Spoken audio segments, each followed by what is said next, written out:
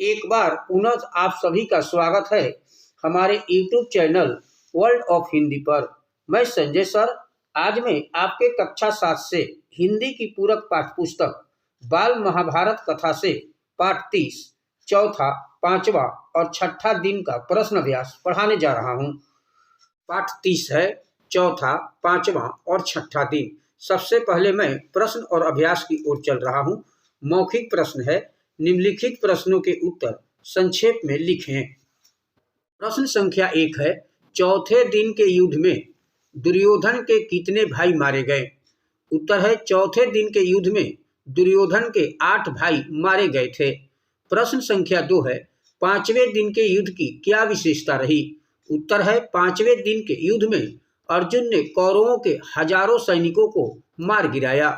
प्रश्न संख्या 3 है, धृतराष्ट्र को कुरुक्षेत्र के मैदान का आंखों देखा हाल कौन सुना रहा था? उत्तर है, कुरुक्षेत्र मैदान का आंखों देखा हाल धृतराष्ट्र को संजय सुनाता था। प्रश्न संख्या 4 है, छठे दिन सवेरे युद्ध छिड़ते ही किसने तबाही मचाई कि पांडव सेना के पांव उखड़ गए थे? उत्तर है, छठे दिन सवेरे युद्ध छिड़ते ही गुरु द्रोणाचार्य ने ऐसी तबाही मचाई कि पांडव सेना के पांव उखड़ गए थे। प्रश्न संख्या 5 है, घटोत्कच किसका पुत्र था? उत्तर है, घटोत्कच भीम का पुत्र था। दीर्घ प्रश्न है, निम्नलिखित प्रश्नों के उत्तर लिखे। प्रश्न संख्या 1 है, छठे दिन के युद्ध का हाल संक्षेप में लिखे। उत्तर है, छठे दिन सवेरे युद्ध छिड़ते ही दोनों तरफ की जनहानि बड़ी तादाद में होने लगी, पर अंत में द्रोण ने वह तबाही मचाई कि पांडव सेना भाग खड़े हुए। इसके बाद तो अंधाधुंध युद्ध होने लगा। अंत में दुर्योधन बुरी तरह घायल हुआ और बेहोश होकर रथ से गिर पड़ा।